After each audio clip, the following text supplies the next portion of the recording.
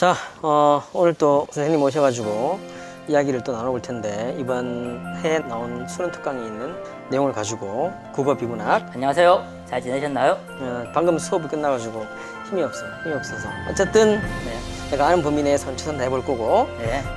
이번에 다룰 주제가 뭐죠? 근데 정치 중에서도 국제 정치에 국제정치. 대한 부분인데 신자유주의에 대한 거요? 비슷하다고 할 수 있어요. 굉장히 비문학에서 많이 나오는 거고 제가 한번 꼭 이 틀, 오늘 또 틀이 중요하죠. 틀만 하자 우리. 근데 이 틀은 정말 역대급 틀인 거. 사실 근데 뭐 어렵다거나 그런 건 아닌데 또 모르면은 또 잘 이해가 안 돼요.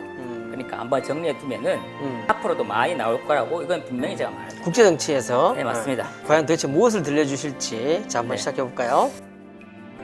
이를 잃으실까봐 제가 한번 준비해 왔으니까. 나한테 파일로 꼭 줘야 돼요. 네, 그 맵 안에서만 제가 설명을 할 겁니다. 지금 이거는 현실주의와 이상주의면은 우리가 그때 했었던 네, 맞습니다. 필로폰네소스 전쟁? 네, 제가 맞습니다. 멜로스의 대화? 네, 맞습니다. 오케이. 그래서 크게 나눠보자면은 가장 중요한 거는 바로 현실주의와 이상주의. 이 국제 정치를 바라보는 두 관점, 이 현실주의와 이상주의.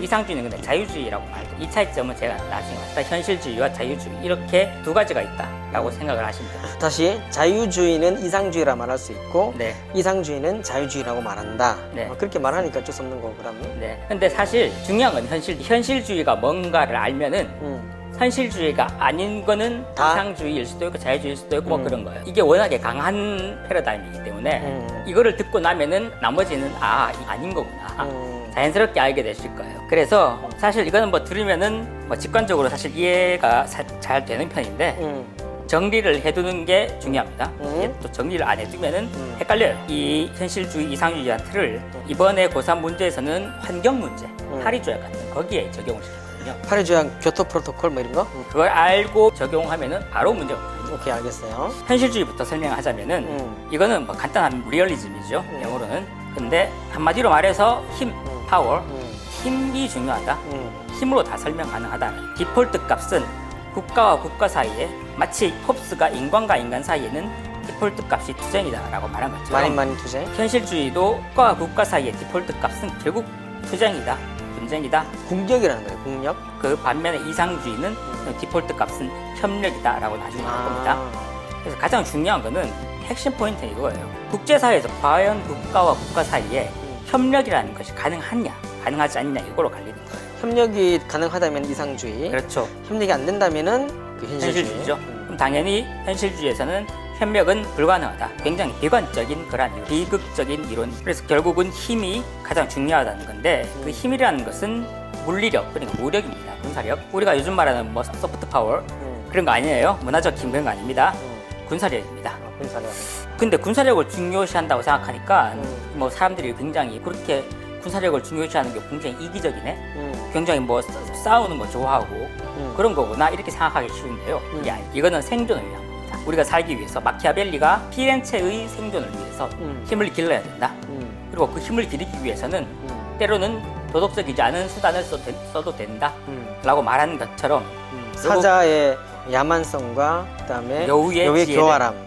교활함 다 한 손에는 꽃을 들고 다른 한 손에는 도끼를 들고. 네. 결국은 군주의 모습이죠. 그래서 결국은 국제 정치는 힘인데 그 힘이라는 걸 서로 가져오기 위해서 그거를 권력 투쟁이라고 합니다. 권력이 힘이잖아요. 그걸 가지고 오기 위해서 미국과 중국 지금 엄청 권력 투쟁 중이죠. 그래서 이 국제 현실주의의 사상적 배경이라는 것도 한 3개 정도로 둘 수 있는데 첫 번째는 원조라고 할 수 있는 게 바로 투키디데스의 펠로폰네소스 전쟁사입니다.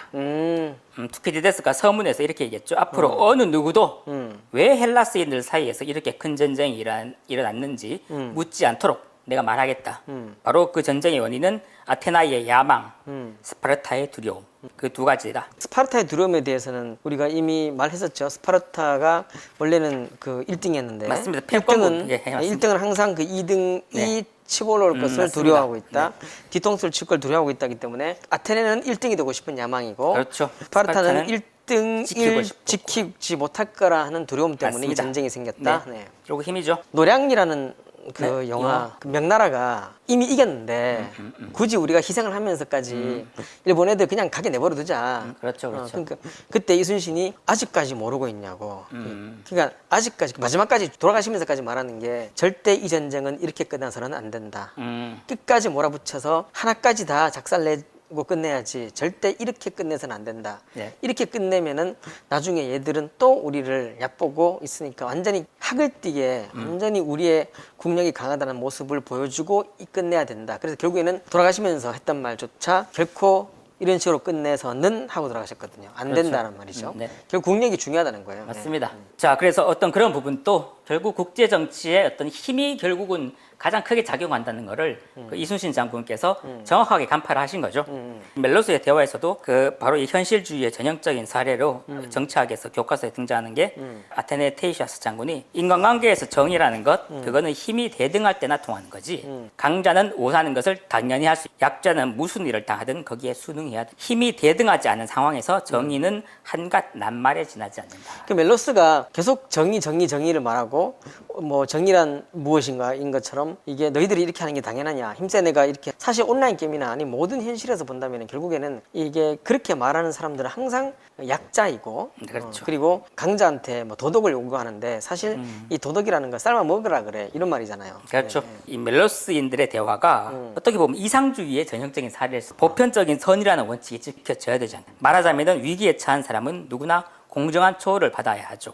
만약 당신들이 이렇게 우리나라를 침범한다면은 아테네라는 도시가 정의의 여신 아테나가 세운 그러한 도시라고 할 수 있겠습니까? 이렇게 묻죠. 보니까 이거는 이상주의의 전형적인 사례가 아닌가 하는 생각이 듭니다. 힘센 자의 관용을 원하는 거죠. 그렇다기보다는 어떤 국제사회에도 칸트가 말하는 것처럼 칸트도 정언명령이라는 거는 뭐 관용을 원한다기보다는 무조건 절대선이잖아. 뭐 하기 때문에 내가 베풀어준다. 이거는 가음명령. 가음명령이고. 그런 거 없이 그럼 멜로스 애들은 정언명령을 요구했다는 거예요? 여기에서는 일단 보편적인 선이라는 거는 정언명, 이상주의에서의 정언명령이라는 것은 주고받는 관계 그런 건 아니라는 거죠. 세 가지가 있다고 제가 사정적 배경이 첫 번째 투키디데스의 벨로폰네소스 전쟁사, 두 번째는 마키아벨리 피렌체의 생존을 위해서는 상비군 바로 자국군이죠. 그걸 길러야 된다. 그건 생존을 위해서고 그러기 위해서는 때론 도덕적이지 않은 수단을 취해도 괜찮다라는 거죠. 괜찮다. 네, 세 번째가 뭐 이게 가장 유명하죠. 홉스의 국제관계는 무정부 상태이기 때문에 중앙정부가 없죠. 만인에 대한 투쟁상. 그럼 첫 번째는 펠로폰네소 전쟁의 키디데스. 네, 맞습니다. 그 사람의 말이고 두 번째는 마키아벨리. 세 번째는 토마스 홉스. 오케이, 정리가 되는데. 네, 그래서 일단 이 현실주의는 그러면 이제 인간을 어떻게 바라보느냐 하면은 그냥 이기적인 겁니다. 이기적이에요. 근데 마키아벨리, 그러니까 왜냐면 내가 그 수업 시간 할 때 그 이기심을 말할 때 역사적 인물을 쫙 보여주거든. 거기에 홉스가 있고 그다음에 거기에 마키아벨리가 있고 아담 스미스가 있고 등등등 있어요. 그러니까 딱 이기심이네. 네, 근데 저는 이 이기심이 꼭 나쁘다라는 생각은 안 들더라고요. 왜냐하면은 생존을 위한 건데 이거를 편하게 그렇게 말할 수 그냥 그런 생각이 듭니다. 아무튼 이 국가도 이기적인 인간으로 구성되었으니까 결국은 국가도 이기적이고요. 그렇기 때문에 국제사회는 서로 자국의 이익만을 추구하려고 한다는 거죠. 그렇게 하는 이유는 생존. 생존. 그렇게 해서 힘을 길러야 돼. 결국에는 토마스 홉스가 국가를 만든 사회계약서에서 네. 이제 그 국가 탄생에 대한 기원은 결국에는 국가가 없는 상태에서의 그 무정부 상태에서의 만인 투쟁 상태. 네. 내가 언제 죽을지 모르고 언제 굶주려 죽을지 모르고 언제 침략당해서 살인당할지 모르기 때문에 내가 나의 자유권, 나 자연권을 일부 국가에 위탁하고 내 자유를 위탁한 거죠. 그리고 국가에부터 보호받는다. 그러기 위해서는 당연히 그 이유는 생존하기 위해서인 거예요. 홉스는 리바이어던이라는 게 있으니까 국내 사회는 그래도 괜찮은데 아. 국제 사회로 가면은 없잖아요. 리바이어던이 만들 수가 없죠. 유엔이 국제사회에서의 가장 대표적인 그 형태라고 하겠지만 사실 유엔은 효력이 없어요. 네, 없어. 결국 안보리. 유엔 안보리가 5개 국가죠. 네. 미국, 소련, 러시아, 그 다음에 중국, 영국. 그 다음에 영국, 그 다음에 프랑스. 네, 거기서 다 결정됩니다. 그래서 결국은 이제 또 타국은 어떻게 바라보느냐? 자국의 생존에 대한 잠재적인 위협 요소다. 적이다. 이렇게 바라보는 거죠. 타국은 적. 오케이. 네. 현실주의야 지금. 맞습니다. 그리고 국제사회는 결국 아나키 상태다. 무정부 사회. 그렇기 때문에 국내는 리바이어든이 지켜준다 하더라도 그렇죠. 국제관계로 넘어가면 결국엔 우크라이나와 러시아와 싸울 때 결국은 유엔의 효력이 없고 미국이 도와주지 않으면 안 되는 거고 이스라엘과 하마스나 아니면 이스라엘과 이란, 헤즈볼라 이렇게 싸울 때도 시리아랑 이런 건 결국에는 전부 다 뭐 규칙이 없네. 국가 내에서는 있어도 국가 밖으로 나가면은 국제관계에서는 그런 게 없네. 국제관계에서 리바이어던이 있다면은 아마 이런 이론은 나오지 않았을 겁니다. 그러면 어떻게 하면은 평화를 보장할 수 있느냐, 어떻게 하면 전쟁을 방지할 수 있느냐, 뭐 이런 거는 결국 그냥 내가 힘의 우위를 추구하면 됩니다. 그냥 내가 강해지면 되는 거예요. 그러면 다른 나라가 국방력. 못하는 거죠. 근데 문제는 이제 내가 강해질 수 없는 그런 나라들도 있습니다. 보면은 그럼 어떻게 해야 되냐? 그렇게 하면은 동맹을 추구해야 됩니다. 동맹을 오케이. 통한 세력 균형. 오케이. 펠로폰네소스 동맹, 델로스 동맹 이렇게 델로스 동맹은 붙어야죠. 스파르타 동맹. 그렇죠. 이렇게 해서 세력 균형을 유지하면은 평화가 유지된다라고 얘기하는 겁니다. 이 이론이 굉장히 강력한 이론입니다. 국제 정치를 아직까지는 가장 잘 반영하는 이론, 우리의 어떤 상식에도 맞는 이론입니다. 결국 펠로폰네소 전쟁이 그렇게 중요한데 사람들은 잘 모르잖아. 그래서 근데 여기에 대한 비판도 있습니다. 현실주의에 대한 비판은 힘의 우위를 추구하다 보면은 이런 거죠. 한 나라가 힘의 우위에 있으면은 다른 동맹은 거기보다 조금 더 힘의 우위에 있으려고. 그러면은 이 동맹은 또 가만히 있지 않겠죠? 그것보다 조금 더 힘의 우위에 있으려고 할 겁니다. 아, 군비 경쟁? 네, 군비 경쟁의 과열. 암레이스의 과열이구나. 이걸 뭐 시큐리티 딜레마라고 하더라고요. 안보 딜레마라고. 현실주의 비판이라기보다는 현실주의 부작용인 것 같아. 아, 그렇죠. 맞습니다. 부작용이니까 이제 현실주의와 이상주의 있다고 했죠. 현실주의는 설명 다 드렸고요. 조금 이따가 좀 더 세부적인 부분들이 있습니다. 현실주의의 어떤 여러 가지 이론들이 있는데 간단합니다. 이따가 하겠고요. 이상주의 하겠습니다. 현실주의는 가장 제가 중요한 게 협력이 가능하냐 안 된다라고 했죠. 자국의 이익만을 추구하기 때문에. 이상주의 아이디얼리즘이라고 하는데 협력이 가능하냐 하면은 가능하다. 오히려 협력이 디폴트 값이다 이렇게 얘기합니다. 디폴트 값은 초기 값이라는 거죠. 예. 인간이 이제 가장 갖고 있는 본성적인 느낌. 그렇죠. 그리고 항상 유지되는 거란 거죠. 여기는 본쟁이 항상 유지되고 여기는 협력이 항상 유지되는 겁니다. 이 대표적인 사상가는 칸트의 영구평화론. 절대선. 네, 맞습니다. 인간은 이성적이다. 인간에 대한 이성의 신뢰. 가끔씩은 선하다라는 얘기도 나옵니다.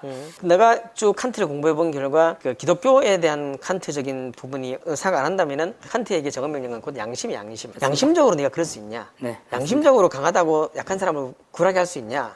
그거 양심 같아. 신인간에게 준 본성에는 그런 선한 양심이 선의지가 있는데. 있다는 거죠. 국가관도 바로 이성적인 인간들로 구성되어 있으니까 국가도 이성적이다. 그리고 구약에서는 적은 명령이 10계명이잖아요. 그렇죠. 그러니까 10계명. 그리고 신약에서는 예수님의 황금률.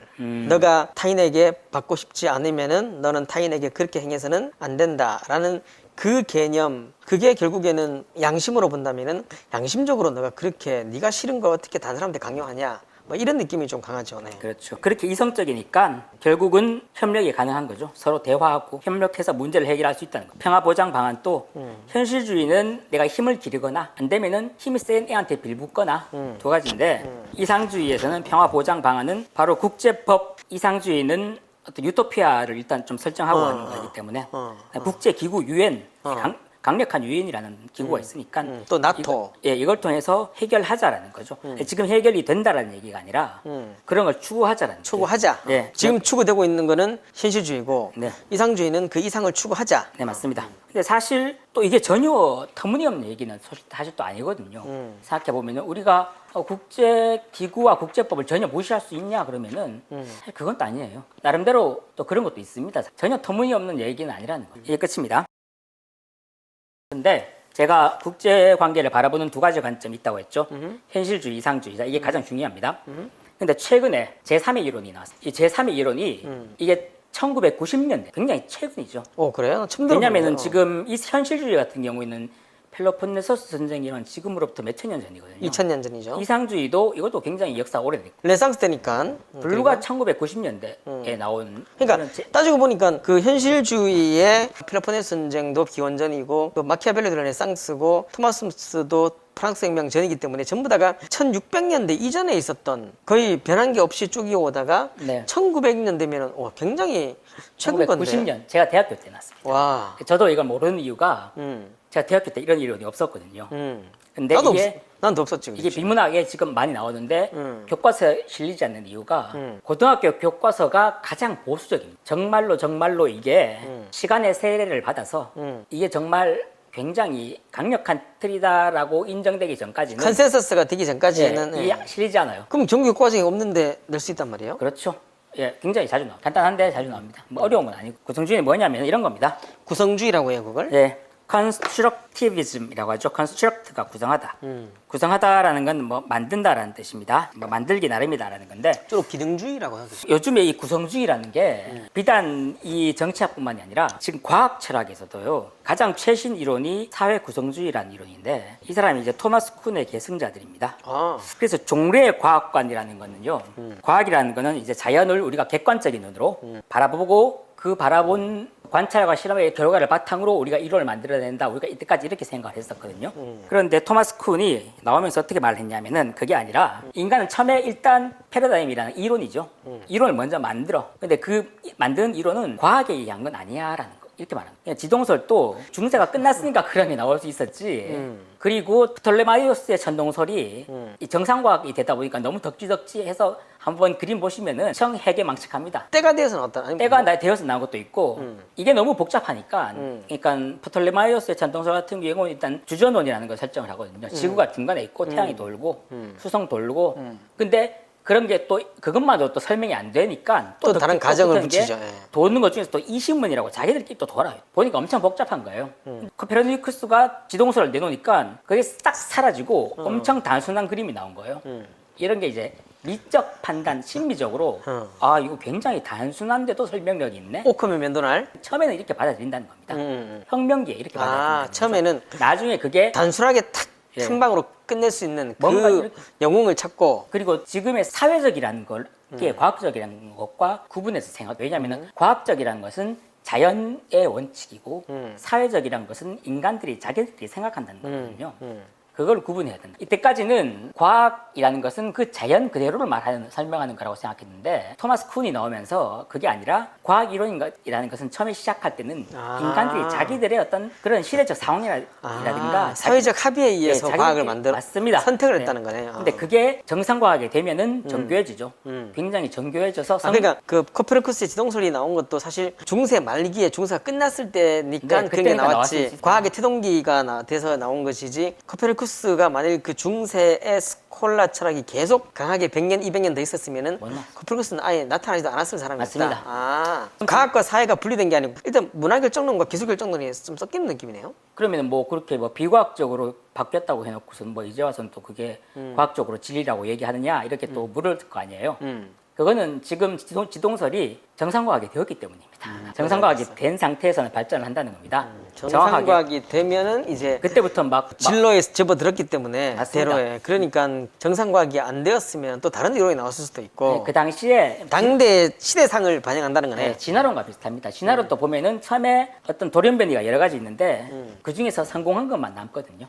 나머지는 다 도태하고 이 당시에도 그랬는데 맞아. 진화론 지동설이 그 진화는 돌연변이 역사이고 돌연변이 중에서도 99.99%는 생후 한 2시간 내에 멸종하지만 만약 끝까지 살아남는 놈은 혁명을 일으켜서 역사를 바꾼다. 얘가 살아남은 겁니다. 지동설이. 그리고 나중에 이제 엄청 배율이 좋은 전체 망원경으로 바라보니까 맞아. 맞다는 겁니다. 근데 처음에는 허접했죠. 하지만은 지금 우리가 진리라고 믿는 거는 교과서에도 진리고요. 그게 정상과학으로 발전을 했기 때문인데 처음에는 만들었다는 거예요. 근데 이게 지금 이 사람들의 후계자인 사회 구성주의자들이 이제 과학이라는 것은 결국은 인간이 어떤 과학 외적인 그러한 요인에 의해서 만들어지는 거지 자연을 그대로 반영하는 그런 건 아니다. 이렇게까지 얘기합니다.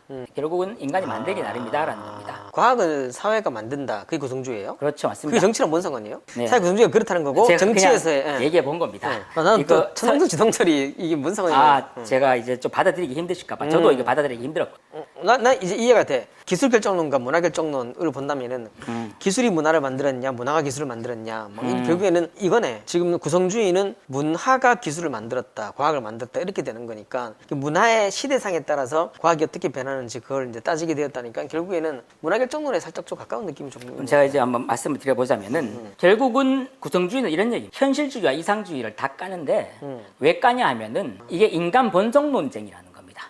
바로 인간 본성이 이기적이냐 이성적이냐. 근데 그 인간 본성이란 건 결국 신이 주신 거거든요. 그런데 왜 그렇게 말을 하냐는 겁니다. 그러니까 왜 신이 주신 걸로 얘기를 하냐는 겁니다. 인간들이 신을 생각하지 말고 인간들이 그걸 만든 거지 왜 신을 거기 끌어들이냐라는 누가 신을 끌어들였는? 이상주의? 현실주의, 이상주의 모두 신을 끌어들였다고? 본성이라고 했어요. 본성은 누가 주셨을까? 신이 주셨죠. 그 본성으로 따지면 결국에는 그 본성이 이상으로 가든 본성이 현실로 가든 둘다 신이 본성을 주신 준 거는 신이 줬기 때문에 맞습니다. 신이 인간에게 이기적인 본성을 주셨든 이성적인 본성을 주셨든 어. 그렇게 가는데 그런 거 끌어들이지 말고 자연도 그렇잖아요. 신이 자연을 만드신 거잖아요.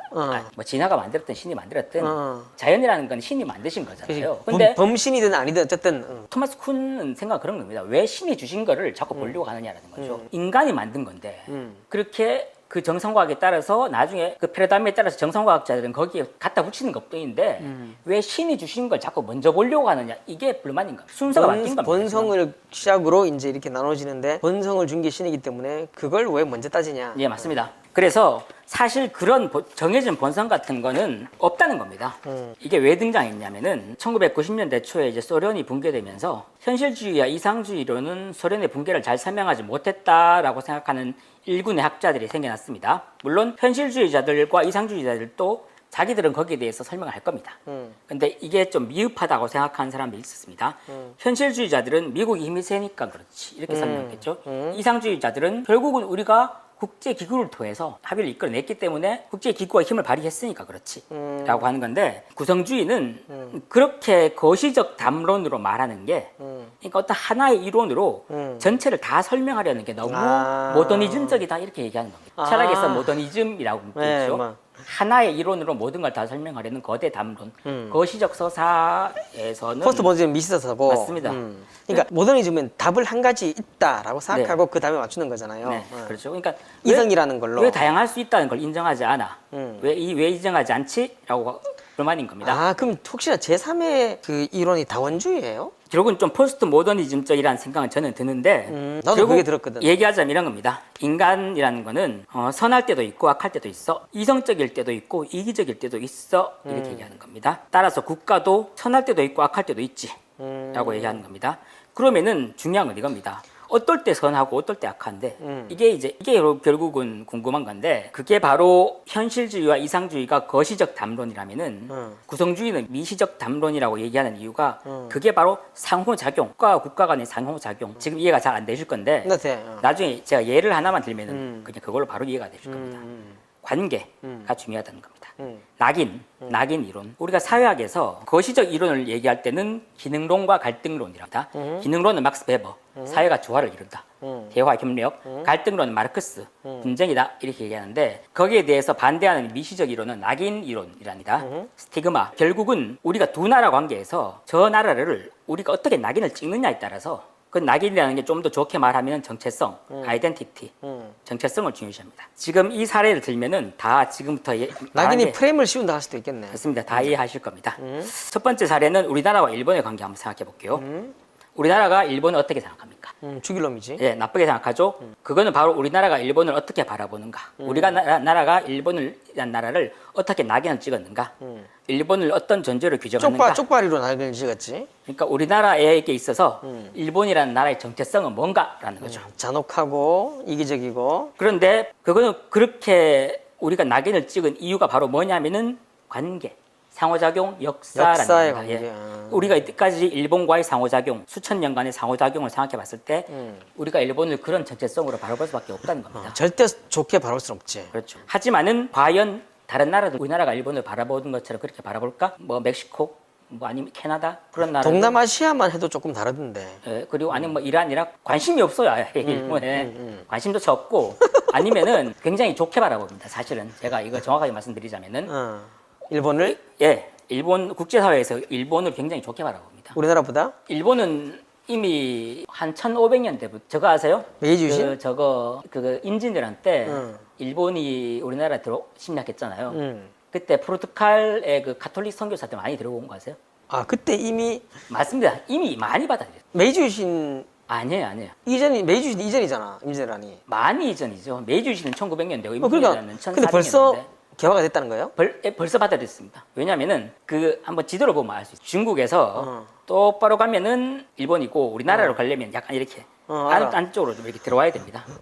그렇기 때문에 임진왜란 때 그 고니시 유키나가라고 고니시. 가등청정이라고 있습니다. 고니시 유키나가가 굉장히 독실한 가톨릭 신자였습니다. 그래서 올 때 이건 또 뭐야? 그러니까 군종 신부님들을 굉장히 많이 데리고 왔습니다. 그 사람이 계속 포르투갈 군종 신부. 우리나라를 침략하고 죽이면서 그리고 카톨릭이 그 일본 병사가 죽으려면은 가톨릭 신부님이 가서 거기서 이제 마지막으로 이제 기도하고 그런 거 굉장히 많았었어요. 이건 약간 뭐야 도대체?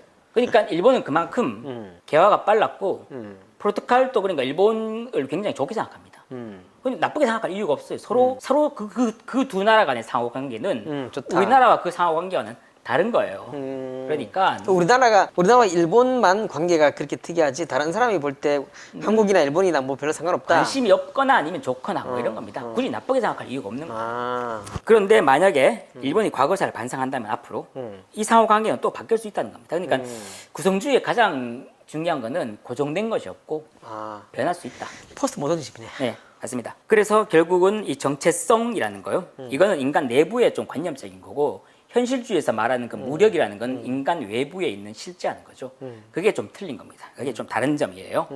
예를 하나만 더 들면 우리나라와 터키 예를 한번 나도 방금 들어볼게요. 터키 상했어. 네. 우리나라와 우리 터키를 터키는 형제국이라 하잖아. 뭐냐면은 형제국이라고 봐. 이유는 저도 정확하게 모르겠는데 6.25때 참전했어요? 네, 예, 참전했고 그다음에 예전에 터키가 우리나라 바로 옆에 있었습니다. 돌궐이라고 그때 가까웠죠. 그래서 언어가 비슷하다 하더라고. 유목 민족이니까 그쪽을 좀 갔는데 아무튼 정체성이 굉장히 좋은 거죠. 그러니까 형제라고 생각한다라는 거는 정체성이 일종의 우리가 그 나라를 어떻게 규정하는가라는 거죠.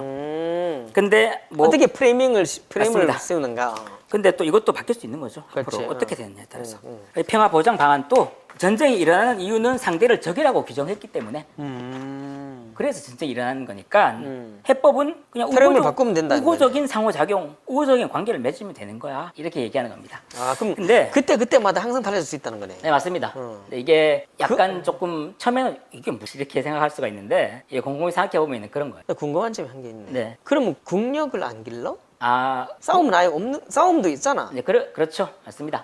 적당히 싸우고 안 되면은 타협을 하고 좋은 쪽을 바라보고 이걸 말하는 거야. 그러니까 제가 봤을 때 구성주의는 국력이 아예 필요 없다는 건 아닙니다. 근데 그것보다는 오히려 우리나라가 그 나라를 어떻게 바라보느냐에 따라서 더 많이 결정된다는 거예요. 그러니까 우리나라가 일본을 지금 싸우면 지거든요.